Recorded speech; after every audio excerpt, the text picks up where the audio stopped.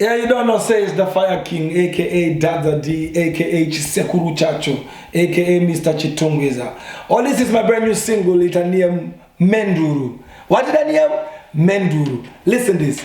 Now I name Shekube Mafochi Kashpiri Menduru. Hey, Rata Madima Wanda Mubedu. Hey, Murgudi Wanema Monya Ripanze Ane Ashane Mikunge Achkasa Nenduru. Hey, Rata Zimakendu. Hey, Apadorenu Marina Hendu. Hey, Rimera Chorine Zimasu Arine Chikachangu when there is Erema Benguru. Hey, Argo Confana Natuna Kumpanya.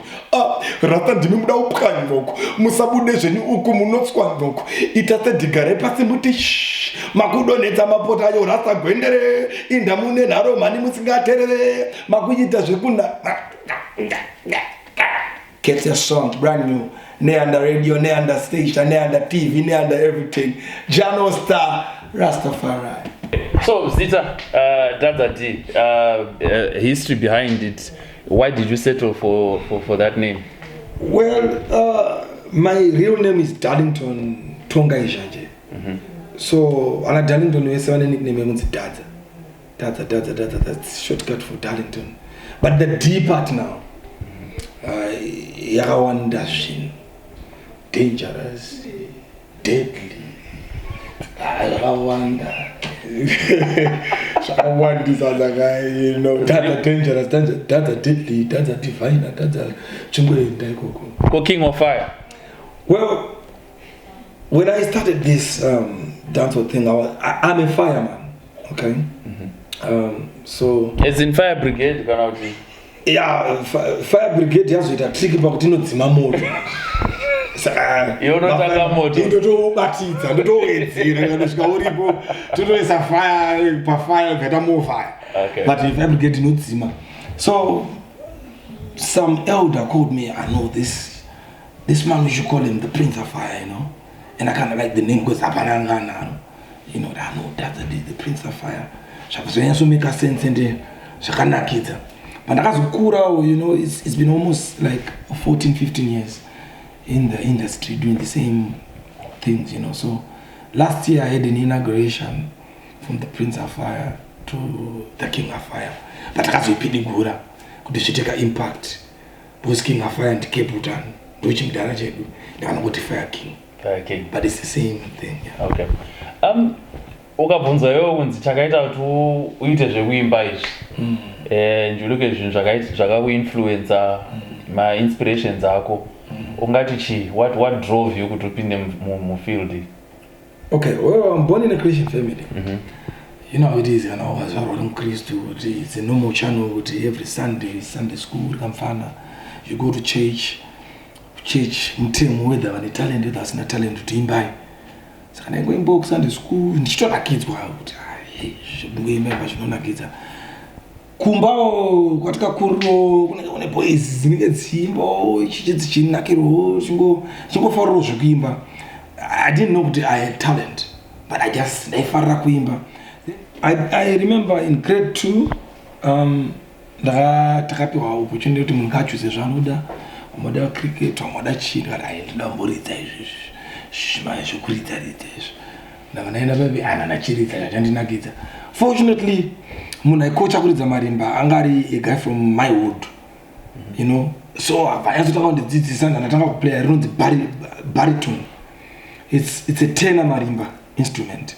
Ndorinoridza tenor because pane lead rhythm tenor bass. Ndandatanga kuridza ndiri grade 2. From that moment ndakabva ndangoda zvemusic izvi zvabva zvangoumhanya neblood zvingokuru kusvika ndakutozoimbawo kuzoenda kurerekera kudancehall. Yeah, zvakazotango kunana grade 7, you know, kuti pane variety show unenge tumasongs twakuti waunenge uchigona ubva wamboimba utonakirwa, you know, ukura nazvo izvozvo kuchitungisa kawo kuchitungisa ndakanza song yako uchimba uchibhiga chitungisa. It really got me thinking because you were talking about all these talented people about which to go and ndakateerera song yako. I think iri pa-album yako nyowani. Yeah, iripo. Inonzi chizha? Well, album aripo, it's the best single collection. I've been doing singles since my first album. Yeah. Album iyo but wangochitaura about vatambi vebhora from Chitungwiza, ma singers, ma actor, and it was just amazing kuti vakawanda sei. Yeah, you know, that's where I'm from, you know, it's a land of talent. That's where I'm from. No, akadana naye chitogisa. Yeah, so my challenges Zimdancehall. What would you say are the major challenges that you are facing as an artist? Well, like now, it's a good thing kuti Zimdancehall kunozvi yapa map. Everybody is so interested in Zimdancehall, from the youngsters kuma elders. But it's also tichitanga kuita zvinhu zvinokoma zvanga zvakaoma because zvanga zvisina identification, tasina direction. Yange ngori dance pamba sanotombodzi Zimdancehall. Taingoimba, no studios, no financially we were not stable. But now my studios are wonder. Talent rako rapachena and madhara ariko aripo ane good art anokwanisa kubatsira vari kutochipinwa achibatsira ndipandese paunogona napo. Our main problem now yatiri kufesa, challenge hombe yatiri kufesa kunozvi inyaya yemavideos. Videos, the industry is hungry for videos. I mean, if you look at it like over a day, panobuda kana 8,000 singles. Pazuwa one, you get 20 new artists, new 1,000 singles, but no videos. Is it a cost thing? Yekuti arikudhura ma videos? Yeah, arikudhura, and we really can't afford videos, honestly speaking. But you can say, oh, yeah, no, not to say. A little bit of something, but it will take you time to save for a video. A song you need to say, it's too good style. And you need to catch up with them with what was single, go to video. What was single, go to video. Nema graft. Akuna mabasa ngoma. Tawanda. Ma artist kudara zoti ukafundwa na promoter. Yo, I need you on my show. Vore de boom dara ndakana a certain amount. Anenga sina choice. Because ndiwe munhu watari kudiwa muri 4 muri 5. Hakuna kwekumhanyira. Ikunozvitawanda mudara. Uchingonzi iwe ndikuda kupa mari yakati ukangoti haite usafunga kuti vanoshaya ari kuida mari iyo. Panto yantu unodambura half price. Machallenges ariko here and there, but it's not like zvanga zviri over the years.